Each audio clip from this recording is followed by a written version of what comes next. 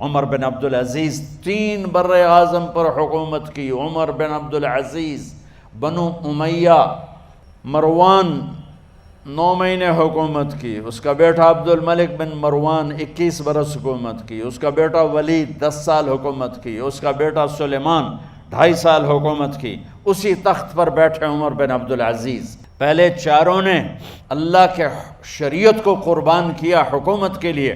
عمر بن عبدالعزیز نے اپنے آپ کو قربان کیا اللہ کے لیے. حکومت کو پاؤں کے تلے رکھا اور اللہ کی رضا کو سامنے رکھا. کیسی سلطنت کی؟ جب گورنر تھے تو 60 اونٹوں پہ سامان چلتا تھا.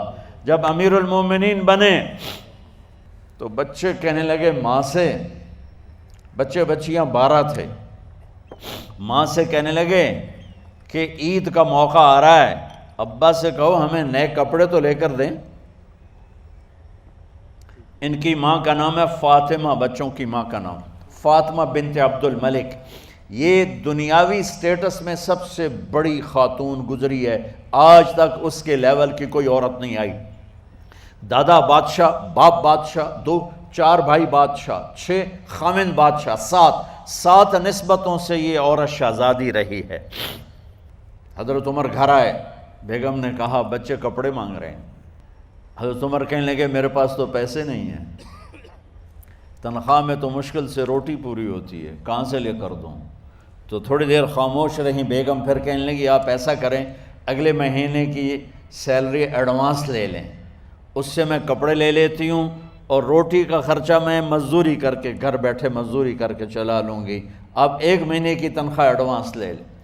حضرت عمر بن عبدالعزیز واحد خلیفہ ہیں جن کے دور میں 3 بر اعظم میں زکوٰۃ لینے والا باقی نہیں بچا تھا. یہاں لاہور بھی ان کی حکومت کے نیچے تھا، جنوبی اسپین فرانس ان کے حکومت کے نیچے تھا، کاشغر تک ان کے حکومت کے نیچے تھا، استنبول کے دروازوں تک ان کی حکومت تھی. 3 بر اعظم میں ایک آدمی زکوٰۃ لینے والا نہ بچا. اور اپنا حال یہ ہے کہ بیگم سے کہہ رہے ہیں پیسے کوئی نہیں، کپڑے کہاں سے لے کر دوں؟ اور بیگم طریقہ بتا رہی ہے کہ آپ اگلے مہینے کی تنخواہ ایڈوانس لے لیں، اس سے میں کپڑے لے لوں گی اور چولہے کا خرچہ، روٹی کا خرچہ میں گھر بیٹھ کے مزدوری کر کے کما لوں گی. تو حضرت عمر کہنے لگے ہاں یہ ٹھیک ہے. باہر آئے وزیر خزانہ مزاحم، انہیں بلایا کہ بھائی ہمیں اگلے مہینے کی تنخواہ ایڈوانس چاہیے. یہ تنخواہ والے لوگ بیٹھے ہوئے ہیں، تنخواہیں لیتے ہیں. اس نے کاغذ قلم آگے رکھ دیا، کہا حضرت یہاں لکھ کے دے دیں آپ 1 مہینہ زندہ رہیں گے میں تنخواہ دے دیتا ہوں.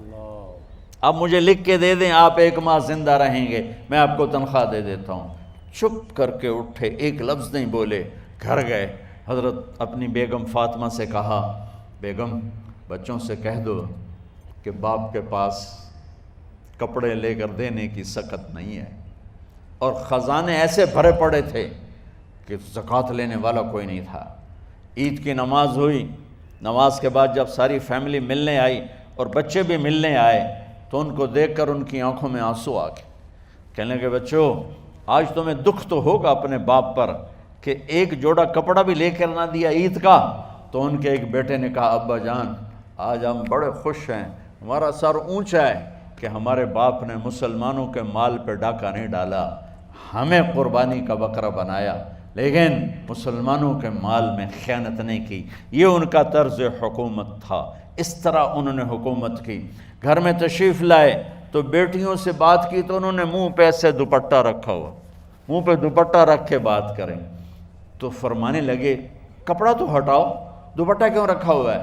تو گھر کی خادمہ زور زور سے رونے لگی، کہنے لگی امیر المومنین آج آپ کی بیٹیوں نے کچا پیاز توڑ کے روٹی کھائی ہے تو وہ اس کی بو ہے منہ میں، آپ کو بو سے نفرت ہے اس لیے منہ پہ کپڑا رکھ لیا ہے. تو حضرت عمر اتنا روئے کہ ان کی داڑھی تر ہو گئی. کہنے لگے آخر میں جب تھوڑا آسرے میں آئے کہا میری بیٹیوں تمہارا باپ تمہیں بڑے اچھے کھانے کھلا سکتا ہے لیکن میں جہنم کو برداشت نہیں کر سکتا، میں جہنم کی آگ برداشت نہیں کر سکتا. اب مرنے کا وقت آ گیا. جب وہ گورنر تھے تو 60 اونٹوں پہ ان کا سامان چلتا تھا، اور جب وہ امیر المومنین بنے تو عیادت کے لیے لوگ آ رہے تھے تو صالح عیادت کے لیے آئے، فاطمہ کے بھائی، کپڑے دیکھے امیر المومنین کے تو بہن کو ایک طرف کر کے فرمایا، بڑے نیک سرداروں میں سے تھے یہ مسلمہ بن عبد الملک، کہنے لگے امیر المومنین کے کپڑے تبدیل کروا دو، لوگ پوچھنے آ رہے ہیں تو میلے کپڑے اچھا نہیں لگتا، کہا جی بھائی کرواتی ہوں۔ اگلے دن جب وہ حال پوچھنے آئے تو پھر وہی کپڑے تھے، تو انہوں نے ان کو الگ جا کر کہا بہن میں نے تمہیں کہا تھا کپڑے بدلوا دیتی، کیوں نہیں بدلوائے؟ تو وہ رونے لگیں، کہنے لگی کہاں سے بدلواؤں، جوڑا ہی ایک ہے، جوڑا ہی ایک، کہاں سے بدلواؤں؟ اور حکومت کتنی تھی؟ 3 بر اعظم کی، 3 بر اعظم کی حکومت۔ ہمارا تو پٹواری امان کا نہیں ہے، اور وہ 3 بر اعظم کی سلطنت لے کر ایک جوڑے میں اللہ سے ملنے جا رہا ہے۔ ان کو زہر دیا گیا، جب ان کی موت کا وقت قریب آیا تو انہوں نے رجا بن حیوہ کو بلایا، سننے والی بات ہے بچوں، ان سے فرمانے لگے سنو میں نے 3 بادشاہوں کو قبر میں اتارا، اب بچیاں تو قبرستان جاتی نہیں، ہم تو اپنے ہاتھوں سے قبر میں اتارتے ہیں اور اوپر مٹی ڈالتے ہیں اور اوپر اینٹیں ڈالتے ہیں اور پھر منو مٹی میں دبا کے واپس آتے ہیں، یہ منظر آپ بچیوں کے تو دیکھنے کا بھی نہیں ہے۔ وہ کہنے لگے میں نے 3 بادشاہوں کو مٹی میں ڈالا، لیکن ان کے کفن کی گرہ کو جب کھول کے دیکھا تو ان کے چہرے قبلے سے ہٹ چکے تھے اور رنگ ان کے کالے پڑ چکے تھے۔ ولید بن عبد الملک، سلیمان بن عبد الملک، عبد الملک بن مروان، عبد الملک باپ، ولید بیٹا، سلیمان بیٹا، یہ تینوں کا ان کے چہرے کالے ہو گئے تھے اور ان کا قبلے سے منہ پھر گیا تھا۔ اب میں مرنے لگا ہوں، مجھے پہلے ضرور چیک کرنا کہ میرا اللہ میرے ساتھ کیا کرتا ہے۔ پہلے تینوں کی ظلم کی حکومت تھی، ان کے چہرے قبلے سے کیوں ہٹ گئے؟ آپ کو عجب بات بتاؤں، ولید بن عبد الملک روزانہ تہجد میں کھڑے ہو کے 10 سپارے پڑھتا تھا، 10 سپاروں کی تلاوت تہجد میں کرتا تھا کھڑے ہو کے، اور قبلے سے چہرہ ہٹ گیا۔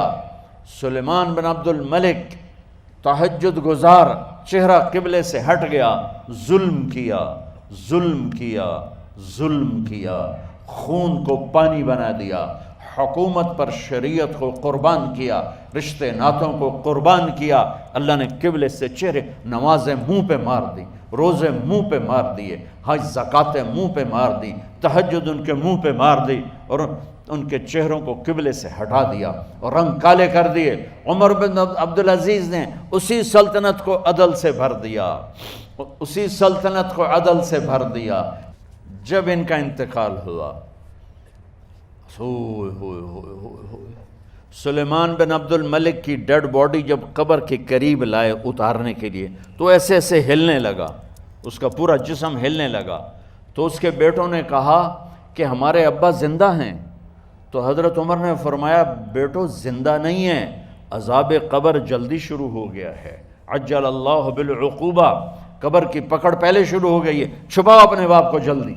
جب عمر بن عبدالعزیز کی ڈیڈ باڈی قبر کے قریب کی گئی اور ان کا بھائی اتارو، بھائی وہ باتیں شروع ہو جاتی ہیں، رومال ڈالو، چادر پکڑو، ادھر سے پکڑو، تو ایک دم ایسے ایک پرچہ ہوا میں اڑتا ہوا سب نے دیکھا، وہ آتے آتے آتے آتے آتے آتے یوں آ کے حضرت عمر کے سینے پر گر گیا، سب دیکھ رہے ہیں۔ جب پرچے کو اٹھا کے دیکھا گیا تو اس پہ ایک سطر پہ لکھا تھا بسم اللہ الرحمن الرحیم، اور دوسری سطر پہ لکھا تھا براءۃ من اللہ لعمر بن عبد العزیز من النار، یہ عمر کے لیے جہنم کی آگ سے نجات کا پروانہ ہے۔ 3 بر اعظم کی سلطنت لے کر وہ جنت کا پروانہ لے کر دنیا سے گئے۔ جب ان کو قبر میں اتارا گیا تو انہوں نے رجا بن حیوہ سے فرمایا تھا 3 بادشاہوں کے چہرے دیکھے قبلے سے پھر گئے، رنگ کالے پڑ گئے، مجھے تم نے دیکھنا ہے کہ کیا ہوتا ہے؟ تو رجا فرماتے ہیں جب میں قبر میں اترا اور ان کے کفن کی گرہ کو کھول کے دیکھا تو چہرہ قبلے کی طرف فکس تھا، اور مجھے یوں لگا جیسے 14ویں رات کا چاند قبر میں اتر آیا ہو۔ میرے عزیزو، طلبہ و طالبات، اللہ کو اپنی منزل بناؤ، اللہ کو اپنی منزل بناؤ، اللہ کو اپنی منزل بناؤ۔